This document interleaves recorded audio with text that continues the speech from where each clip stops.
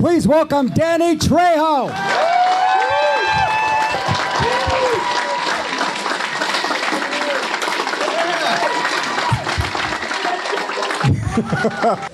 Hello, yeah. There you go. All good to go. What's up? It is so nice to have you here. Thank you. It's like great to be here. First time in Pittsburgh? I don't remember. I don't know. I think I've been in Pittsburgh, but it's the first time I've been here. Okay. Well, it's good to have you. How's that for good. Growing old? So before we get to the questions, I got something I got to ask you. And how do you manage to be such a lovable bad guy? Well, the reality is, in the movies, they want people that can act tough. They don't want tough guys. You know what I mean? It's like, if you will notice, all the people that started being tough guys, you don't see them anymore. You know what I mean? Because it costs people money. You know, and I could go right down the name people that you stopped seeing, just because, they wanted to be tough guys. They wanted to be mean. I love that staying in character bullshit. I love that, man. You're at lunch and somebody goes, "Hey, pass the salt, sucker." Excuse me? Let me tell you something. I'm not Hollywood. I'll beat you to death. All of a sudden, because the worst thing in the world is like an actor, not everybody, but they'll do one karate movie and all of a sudden they know karate, and they forget that they were working with a stunt guy who let them do all that stuff, They play one tough guy and all of a sudden you see them, they're tough guys. And it's silly, I've seen guys that tried to act tough and walk into a club and somebody, pow, slap the shit out of them.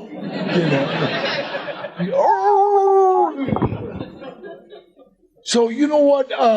And it's a lot easier to be nice. That's just what it is. It's like, I treat people the way I want to be treated. And so I get treated so nice all over the world, and that's the way I want to be treated. And that's why you get what you put out. My saying is, I will do anything for anybody at any time. And it's not sexual.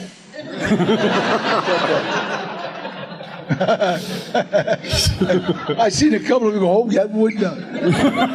But you know what? It's that's it. That's the way we live. Everybody I know has thermal underwear, socks, T-shirts, shorts in the trunk of their car, and we pass it out to the homeless. Oh wait, that's what we got. Mm-hmm. We get gift cards from McDonald's and all the stuff I won't eat, but it's people will eat McDonald's and Jack in the Box, so they all know us and they give us a break, and we just pass them out. And that's the way I like to live. Everything good that has happened to me has happened as a direct result of helping someone else. Thank you for that question. Yes. Thank you for the inspirational answer. Would you mind getting some questions from the audience? Go ahead. All right, who's got questions? Come on, we'll start in the front row here. You first. What do you like to do in the Halloween pub when you were the janitor for Michael Myers? What do I like to do in Halloween? Yeah. No, in the Halloween movie when you were trying to help Michael get back in his... What? Let me tell you something. The funny part is the first time we shot it, the movie, and it wrapped, they didn't kill me. They didn't kill me. And then I was doing something in New York when Rob Zombie called me after they screened it and said, "Dan, I got some good news and some bad news." Good news is we got to call you back and kill you.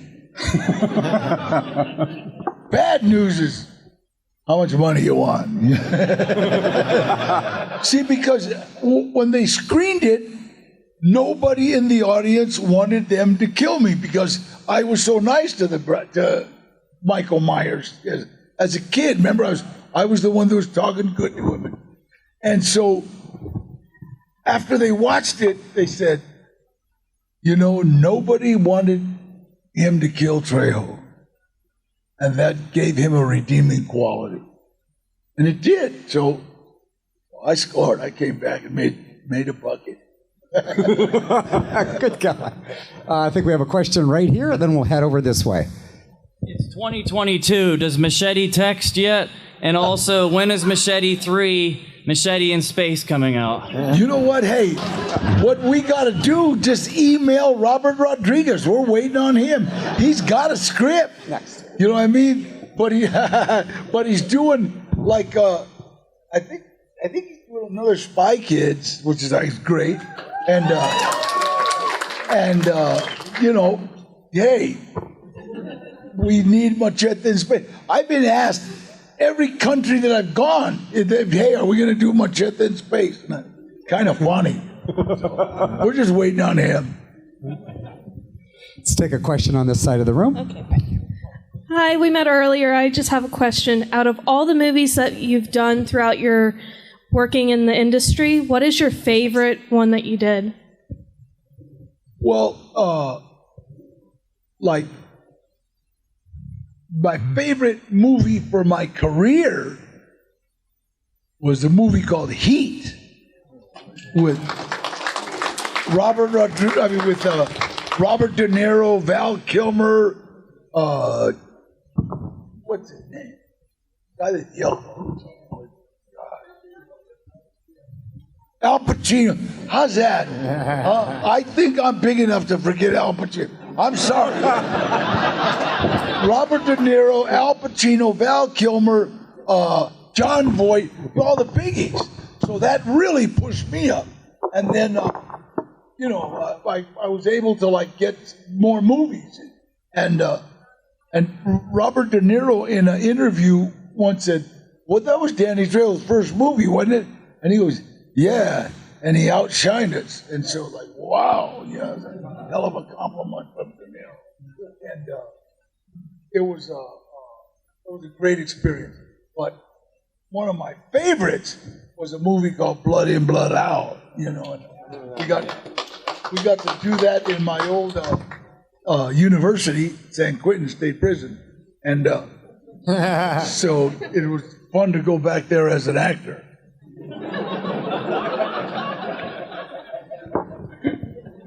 Another question right over here. I was going to ask you, how was it working with Glenn Danzig on Death Rider, and did you have fun on set? Wait, what? Oh, what was it like working for Glenn Danzig for Death Rider, House of the Vampire, and did you have a lot of fun on the set? I always have a lot of fun on the set, but I don't remember movies. I just do them. You know what I mean? And as long as the check clears, it's like, I'm cool. But I've got over 400 and some appearances. So now when people ask me about a film, I don't even know if they're talking about me or right? In fact, I just signed an autograph for a movie I didn't even remember. That's my picture. I go, okay, well, I must have done it. Question. And we got one over here. Over against the far wall. All right. Hello, Danny. Wonderful to have you with us. Thank you. All right. So this is a quick two-part question. What was your favorite part about being part of Spy Kids and then Brooklyn Nine-Nine with actress Stephanie Beatriz? And second, how would you describe your experience on working with Bear Grylls on Running Wild with Bear Grylls? Bear Grylls was unbelievable. I gotta say that. I mean, that almost killed me, and because at the time, guys, that was what? That was 2 years ago. I think we did it about 2 years ago. I'm not sure, but I was 76, and Bear Grylls kind of said, "Man, I've had a guy 50 years old that couldn't do this," and I said, "Well, you just got a 76-year-old that can't do it. Now, where's my stunt guy?" I kept asking for a stunt guy, but that was amazing. It really kind of challenges your whole being. You know, I don't know how that guy did it, but he'd be like a jackrabbit or something. You know? But that was an amazing experience, and I was really glad I did it. And as far as working with Spy Kids, that movie was iconic. You know, I mean, I got kids 5 years old to this day coming up and saying, "I love you, Uncle Machete," but they're still watching it. You know, so you have to watch your language. Still back on that side of the other? We got a little one here. Oh, a little one there. Okay, there you go. Actually, Grandma has to do the talking. So I'm That does talking not for my sound like a granddaughter. gentleman. This has nothing to do with any of your movies, as awesome as they are, but it has a lot to do with her favorite game, Animal Crossing. Oh, yeah. And she would love to know, what is your absolute favorite thing to do on Animal Crossing? Because she loves it so much. And I'm playing it I now. am so cute. Hey, I am so cute in Animal Crossing. I swear to you. All right. You know what? I got to tell you this. I didn't want to do Animal Crossing. What is that? And well, they were trying to get me to do it, and I wouldn't do it. And I work with autistic kids. And Theo kept saying, "I think you should do that, Danny. I really think you should do that." I go, "Come on, man." I said, "What do you? I'm on an island, and I'm walking around buying stuff, or it just didn't seem like." And then my son came over and all of a sudden said, "Hey, you're going to do Animal Crossing?" And I said, "No, what do you mean?" He says, "Oh, well, I think Theo released the fact that you were going to do Animal Crossing because it's on the news." Yeah, so now, well, I'm so glad he did. I didn't know it was that popular. Like, everybody in the world started, "Hey, you're on Animal Crossing." Okay, and we'll do one more on that side of the room, and then we'll move over here. Hi, I just wanted to say you are such an inspiration, and you've really had a great effect on my life. And I had a question about the evolution of Robert Rodriguez's movies, because you've been in a lot of them, and how has that influenced your career?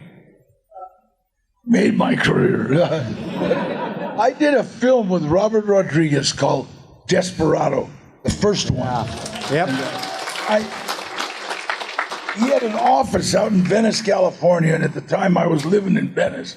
So I walked over to his office, my agent, I went over there, and he looked at me and said, "Wow, you look like the bad dudes in my high school."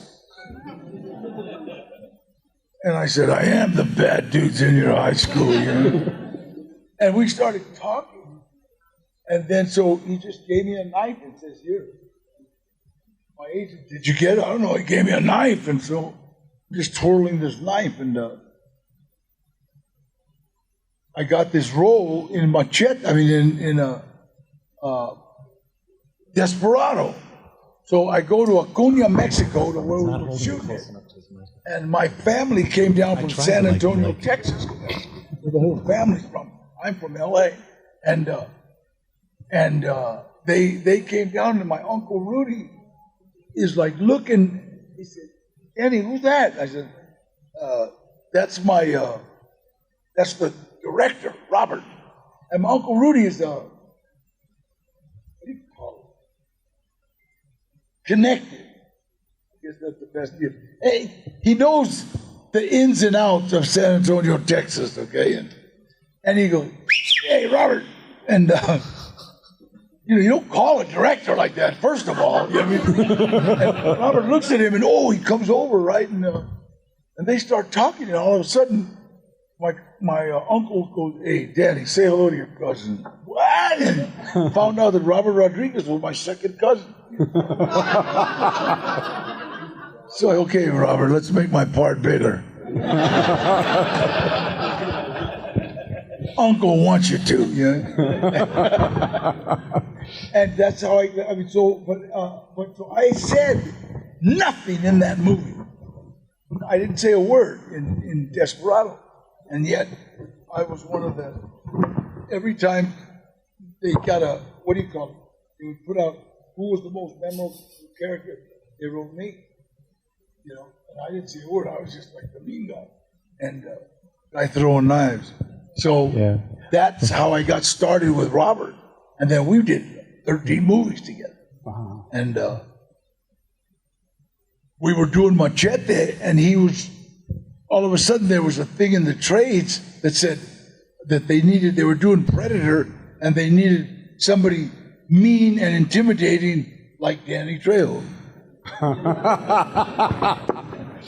I said, Robert, what are you talking about, man? You're asking for somebody mean and intimidating like me? I'm standing in front of you. And he said, yeah, well, we're doing Machete. I said, we got 2 weeks off. So that's when I went to do Predator. Let's head to this side of the room. Question right here. Did you have a lot of fun working with Larry the Cable Guy and Delta Farce? Yeah, that was funny. All we did was make each other laugh. That's all we did. And we just. All right, I got. Can you hold the mic a little closer? Larry is really smart. You know what I mean? But we can't hear you. You need to be closer to the. But he's fun to make fun of. You know what I mean? Question right here.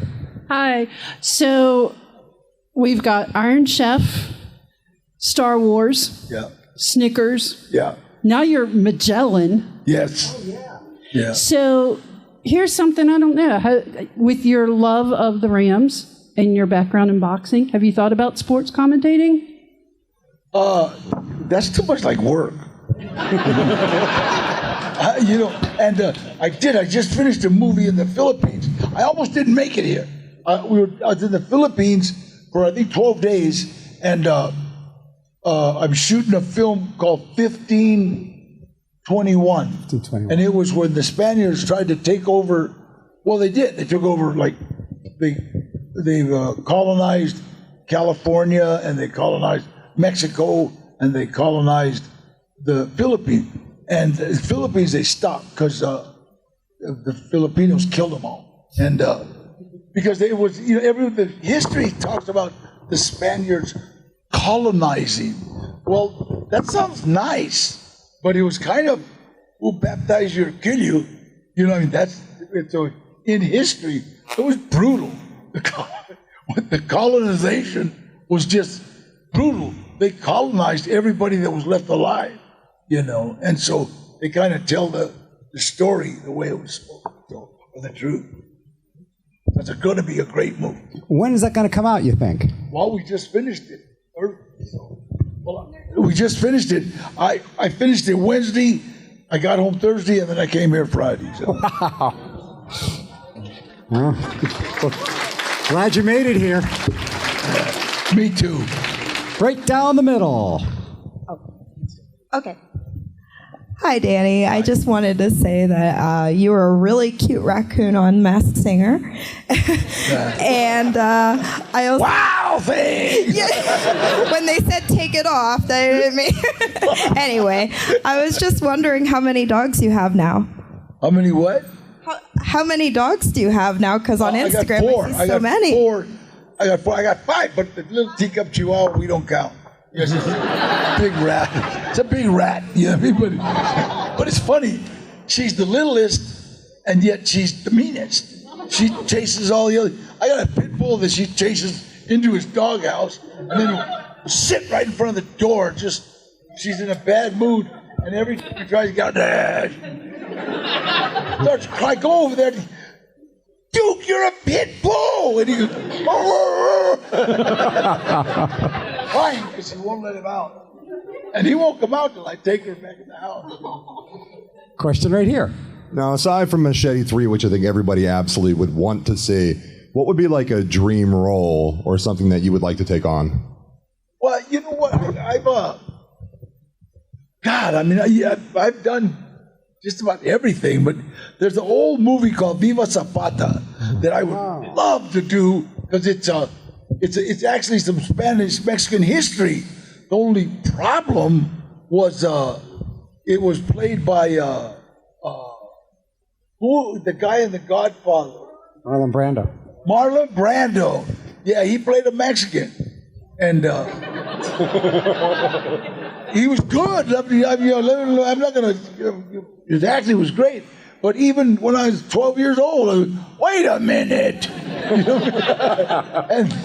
and there's another movie called Valdez is Coming. I love westerns, and Valdez plays an extra, a retired sheriff, and he gets crossed by some people, and then he comes out of retirement and just starts killing everybody. And it was great, but I forget who that was played by. Not Kirk Douglas. The guy that played Moses. Charlton Heston? I think it was Charlton Heston. I'm not sure. It's like, come on, let's get a Mexican in there just for fun. Shooting way back over there. How you doing, Danny? Loved you on King of the Hill, so could you please tell us about your experience working with Mike Judge and just how wild that had to be? That was awesome, and Mike Judge is such a genius. And I ran into him on Machete. We were doing Machete, and then I says, "Hey, Mike, Redcorn looks a lot like me, because if you remember, Redcorn had that tattoo." And I got that tattoo. So where did you get that idea? He says, well, from you, but we're putting you in it. I got a role as Octavio. And I stayed in, and Hank Hill was my best friend. And I worked for Strickland Propane. I had more fun doing that. And I got to meet Brittany Murphy. I don't know, you remember Sweetheart, right? But, afflicted with that disease. And God, she used to come to work sometimes in her pajamas. That's what I love about cartoons. They show up in boxer shorts as long as they're presentable. So it was a lot of fun. That was a lot of fun. And it's kind of like kicked off my voiceover, and because I'm real good at beep beep beep and then talking. A lot of actors can't do it. I don't know why. They have real trouble with no idea what voiceover. I love them. In the back. So, being younger, I know you most prominently from the movies Spy Kids. What was it like working on those movies? I think those were four of the more funnest. That's good. It was more funnest movies I've ever worked on. And I got to meet two kids from Hollywood that were absolutely the best two kids I've ever met. And like a lot of kids, there's a lot of kids that get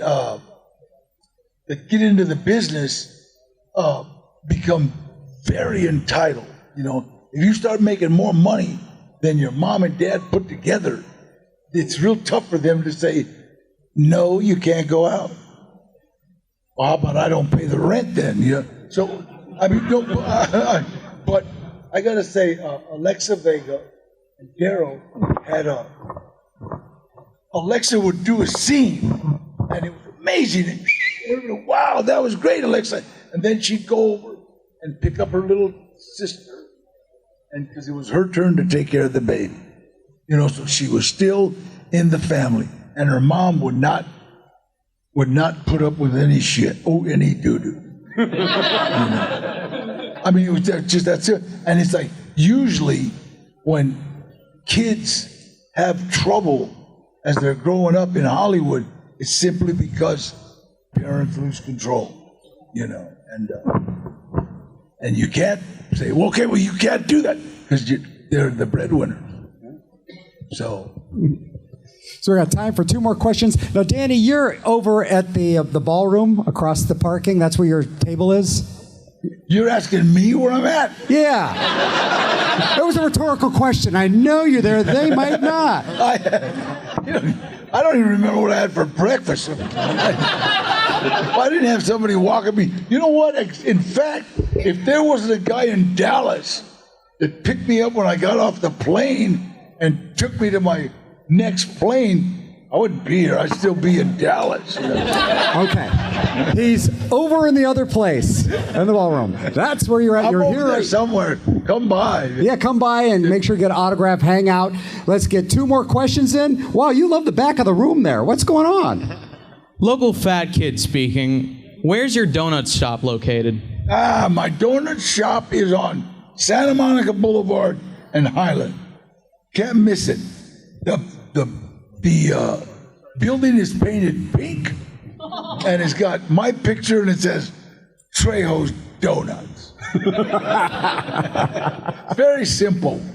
And I also got Trejo's music, and I just dropped an album called Trejo Soul Collection, and it's really doing well. Do you have copies of that with you? Is that online? Spotify. Spotify. Never mind. I'm just asking. Just trying to put a few bucks in your pocket. You gotta have people. Okay. Let's dig one more. I have something for you. Uh-oh. What's that? I don't know. He's got something for you. I'd watch him. I don't like the way this is going. This can go south quick. Hey, what's your name? What's your name? Lucas. Lucas. This is Lucas. And Lucas just brought me a present. Thank you. Can I look at it now, Lucas? Yeah. Uh-oh.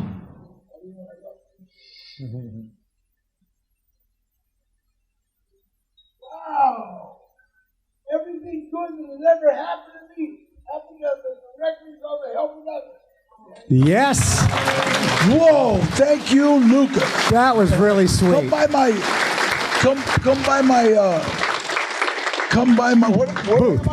booth across from the ballroom. Come by my booth, and we'll take a picture, and I'll sign a picture for you. Okay? All right. Yeah. Hey, do you want to do one more? I don't end till What's that? 4. I don't end till 4. I don't think. Okay, let's do some more. Raise your hand, or if you got a gift for him, you know he'd love to have it. Got a question right down here. So you did your book, your memoir. Yeah. How did that whole process go of writing it, and then how was it having to record the whole thing of reading it back? Because I listened to it on Audible, which was really cool to hear you tell the story. Well, it's kind of I met a guy in 1991 named Donald Lowe, and he was a skinny little redheaded kid. And I met him at like 1 o'clock in the morning at the Drug and Alcohol Center in Hollywood, and there was to hold meetings there. And I went to a meeting there, and there's a skinny little redheaded kid behind the counter. He was like the janitor there, and I said, "Hey, how you doing?" He goes, "Man, what do you mean? How am I doing?" And my mind immediately goes into, do we want to kill him or not? You know, I couldn't, people don't disrespect. I mean, I'm no tough guy, but, I'd rather disrespect somebody else. And I looked at him, and I was going to say, what the hell is wrong? And I didn't. I said, oh, yeah. And I just walked away, right? You don't see him again. And then 8 years later, I think, I did a movie called Reindeer Games, and I'm up in Canada, and to show you how God works, Vin Diesel was casting a part on this movie, and he was playing like a jumpy kind of hey guy, right? And he's not that good actor, No, I love Vin, I love him to death, but really he's a one-trick pony, I'm sorry, no, I'm sorry, but come on, it's like, all right, we'll kill him. He's that guy, All right, my car's faster than yours. And so, and it's like, so he wasn't right, and I told him, what are you doing here on this thing, man? This is a comedian's shot. He goes, no, I don't know, I'm doing a favor for this producer, and God, I'm pushing, I got this thing, Fast and the Furious going. And I said, well, you're an idiot staying here, and you're not. Anyway, so he tells me, I can't do this, man. You know, because even when we rehearsed, it wasn't right, you know. And the director really didn't like him. The director was John Frankenheimer. And John Frankenheimer will, you know immediately when he don't like it. Well, go ahead, do whatever the hell you got to do. I mean, that's what he does. And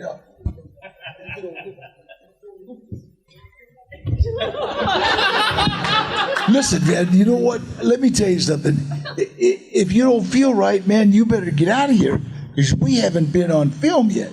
Now, once you get on film, then you are labeled as a risk if you leave. If you leave now, no harm, no foul. So the next morning, we went to pick him up to go rehearse, and he goes, Danny, I talked to production, I'm out of here. Thanks. And then he left. They sent up Donald Logue, and the director loved him. And I'm thinking, I pulled him aside and I said, hey, are you still pissed? You know, and he goes, and you know, he was kind of like beat down, and he had just gotten married. His wife was pregnant. He had to take this job. She had birth 2 days before he came up, right? So now she's there, he's here. It's like crazy, and me and him just kind of bonded, you know, 'cause I know how it feels when your wife is mad at you. I didn't stutter, but she's that mad. And so we talked and we bonded, and I said, but you don't understand, you gotta be here, you know, and so we got through that. And then we became friends like crazy. And then people kept telling me to write a book, and they'd send me writers.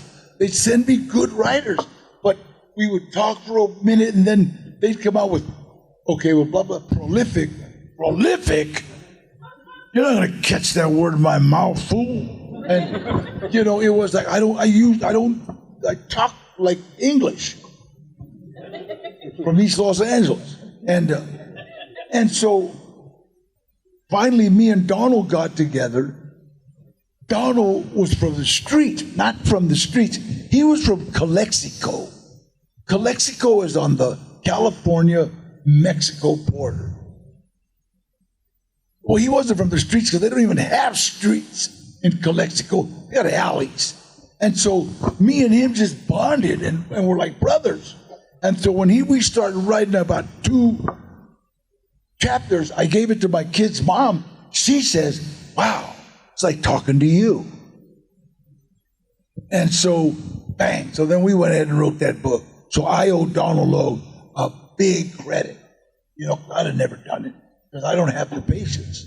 So what he would do, we would drive around and he would just write stuff down and put it in my words.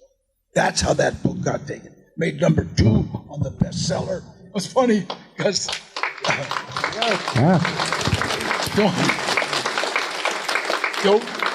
don't clap for me because Donald did it. I mean, he was really, really good. It was great. Next question. Back there. Hi, you were awesome.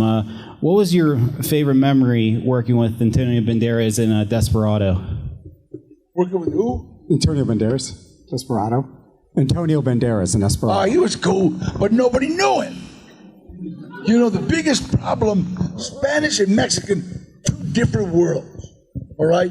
Spaniards, you know, like in England, they have English and Cockney, right? Mm-hmm. And they look down on each other, you know, because English is so profound. And Spanish, a lot of times, can be taken as snooty to a Mexican. So they really kind of shined on Antonio at first. They didn't shine on Selma. And and so everybody thought I was the star of the movie. I'm taking pictures and signing autographs. And Robert says, hey, they think you're the star of the movie. And I said, you mean I'm not? I thought I was. But it was funny because to show you how Hollywood works, they gave Robert Antonio Banderas, but then they said they couldn't use Selma because her accent is too heavy. And I remember telling Robert, who gives a shit about her accent? I mean, that's like dumb. She don't even have to talk. And but he would not. He said, okay, you don't want Selma, I won't do the movie. So Selma got into that movie. And thank God, because nobody could have played with that snake the way she did. You know? And it's funny, because if you look, and when the scene where she is pouring the water down her leg, and what do you call it? Quentin is drinking the water off her feet. You look at every guy in the movie going.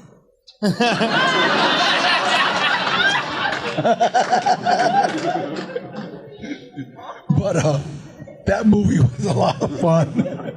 And Robert actually started that whole vampire zombie craze. If it wasn't for that movie, The Walking Dead, all them wouldn't even be around. Next question. Right there. Hey, Danny, how's it going? Hey, so my question is about Machete. All right, so where did the concept of Machete come from?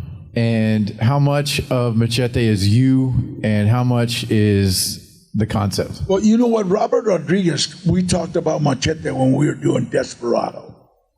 He says, Danny, you know what? It's like, you're like people guy. It's like everybody, I've watched everybody around here kind of gravitates towards you. You talk to them and you louder hang out, and we were going closer, to, please. Like the bars. We were going to the bars and hanging out and getting invited to dinner. And I dug it. And it was, he said, I got this movie, man. It's about this federal agent that is now a farm worker. And he had this whole thing kind of planned out. And then we did Spy Kids, right? And he said, let's call him Uncle Machete. You know, that's why it was called Uncle Machete. Then they did Grindhouse. And he said, let's do a fake trailer. We'll do a fake trailer. Because Grindhouse was in the supposedly 60s and 70s, so they needed, previews. So we did the Machete preview. And when we came out of the theater from Grindhouse, everybody was saying, oh, we got to do that movie. We have to, when is that coming out? When is that coming out? Like, Robert, let's do it. And so we did Machete Kill. And I did Heat with Robert De Niro. And I used to tease him because number one on the call sheet, you're the lead. And I go, hey, number one, no. And because they had another call sheet, and the other guy, Al Pacino, he was the number one. So I said, hey, you know. And so we were doing Machete, and we asked De Niro, and he goes, yeah, I'd love to. So when I ran into Robert on the set, De Niro, he goes, hey, you, number one, you. How can you be number one with De Niro in a movie? I looked at him, I said, can I get you some coffee, Mr. De Niro? Let's get one more question, and then he's going to go back to his table and sign or just hang out with you guys. We got time for one more. We might have exhausted the audience. I don't know. Right there. Our one question right here. And by the way, thanks for coming out and hanging out with us. Where? All right, two. Oh, two. All right. We have to turn the room at a quarter till for the next Q&A. So we can do two more questions. We're not trying to get rid of you, honest. We love you. I was wondering, what was it like to be on The Predators? On The Predators? Yeah. Did you say on The Predators? Yep. Yeah, right, The Predator. Yeah, right there. Yeah. Oh, you know, that was awesome. We did that on a volcano with oh God, I always forget his name. Al Pacino? No, probably. No, who was the lead in that? Adrian Brody, yeah. And on the tattoo on my back, I've got the background of Venice Beach because my kids used to play on Venice Beach, and so I got part of the boardwalk in the back. And I'm standing there without a shirt, and Adrian comes up behind me and says, "Hey, That's the Hard Rock Hotel. I mean, that's the Cadillac Hotel. I live there. I said, well, that's how big a fan I am. Wow. Laughed his ass off. But that was a blast, man. We played, it was hard because we were on what do you call it? Stuff from a volcano, lava. And everybody that fell got like, cut. And my stunt guy, Norm Mora, he always would pad me up. He'd always put knee pads and I don't like those, but I'm the only one that didn't get cut up, so. And then who was, God, I always forget the guy that was on there. That's kind of a weird name. It was his first movie, and he was on a TV show forever. What? Yeah, because he had never worked on a movie. And so when we had a certain scene like this, and then lunch, so everybody went to lunch, and now we had to turn this way. And he was like, no, wait, this isn't where I was at. I was over here, and I used to love the team. Hold on. Topher, here, let me tell you. Okay, now, like in a studio, you can sit like this. You can stand like this for 24 hours because you have a fake sun. And that one don't have to move. This one does. It's moved over here. So, and he knew I was making, he's like, and everybody's, you're a dick, Dan. And we became really good friends, and he became a really great actor. He was a great actor, but if you don't know those logistics, if you've only worked on TV, it's completely different. Just like somebody that's only worked in theater. I love to get those guys. They show up, I've been in the theater. Yeah, well, try this. Let's nail the last one. Hi, Danny. So in 2011, you had a brief cameo in the Muppets movie, but it was cut. Yeah. So they brought you back for the sequel. I just wondered if you had any weird stories from set. Did you find yourself talking to the characters as if they were real people? On what? On the Muppets Most Wanted? Yes. Yeah. Are you kidding? We're in London, and my mom passed away while I was there. And I'm doing the Muppets, you know what I mean? And when my dad passed away, I wouldn't do nothing. I didn't cry. I didn't do nothing. I'm all right.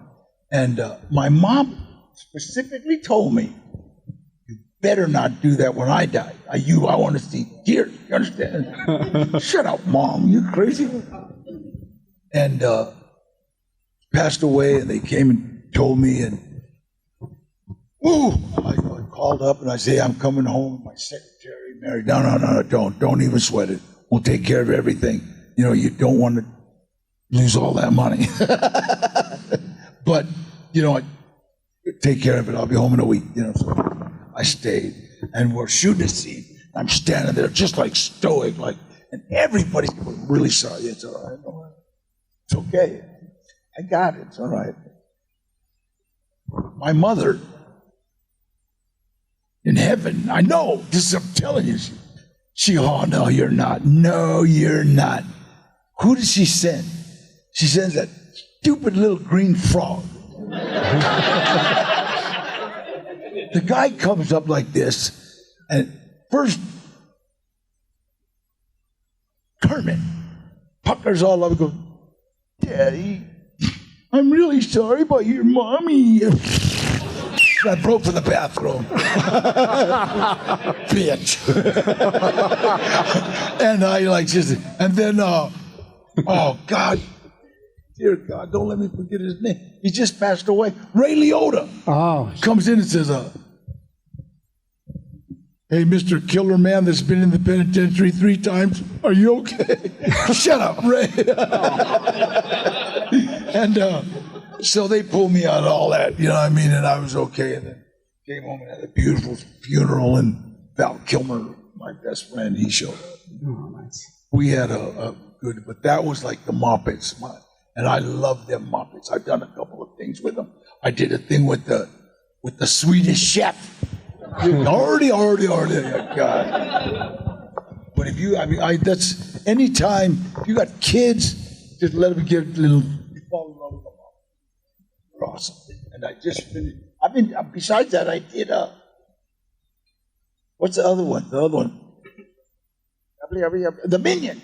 I did a Stronghold in the Minions, and that was a lot of fun. Well, thank you so much for coming out, spending some time, having at it, and doing a hell of a Q&A. Danny Trejo, come on. I'll see you at the table, and don't forget, hey, Trejo's music. There you go, Trejo music. Good to go. Hi, this is Aaron Ashmore, and you are watching Phantom Spotlight. Be sure to like, share, and subscribe like now. Oh, and have fun and follow your fandom.